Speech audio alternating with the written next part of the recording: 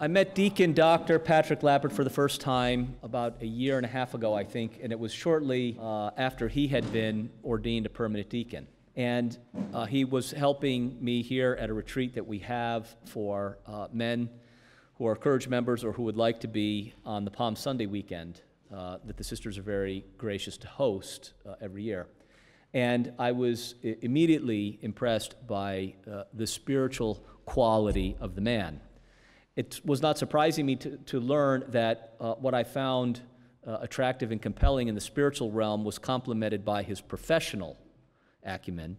And he participated in the clergy conference that we have every year at our national conference that we've already spoken about. We have a special track for priests on one day that he participated in. And the question of transsexuality came up, and his answer was very thoughtful in distinguishing something for the priests to help them understand what cosmetic surgery or reparative surgery does and does not do. And so that will be very helpful, I think, for us. And then he's expanded the talk, at my request, to talk about the difficult question that Father raised about gender identity. I told him my mother's an English teacher. She would say that nouns have gender, but people have sex. In another time, we would say, and I don't mean that in a funny way, that there are male men and women, but there are neuter, masculine, and feminine nouns, but this is something that's been lost.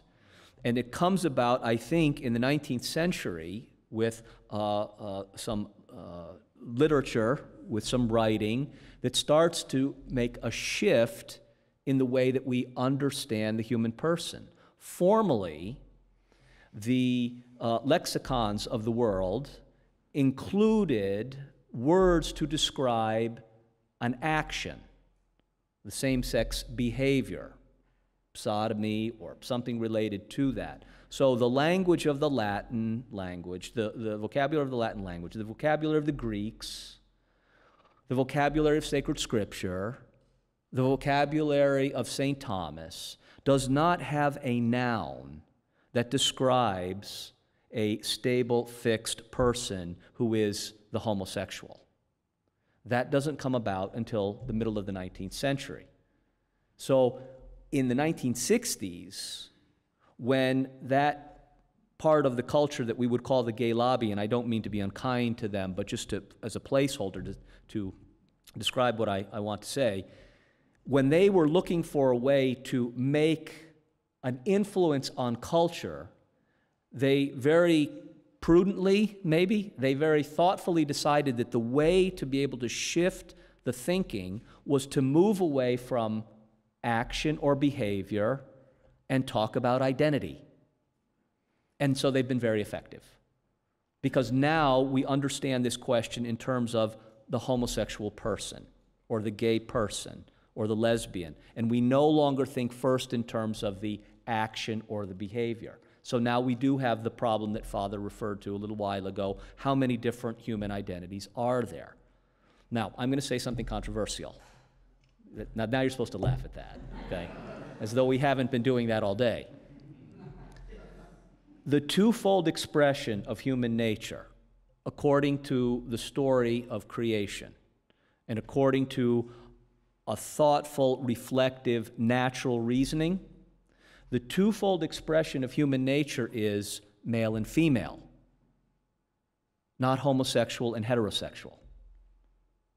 So I would recommend that when we start to think about this question, we go back to that twofold expression of human nature that was given to us in Genesis 1, 2, and 3.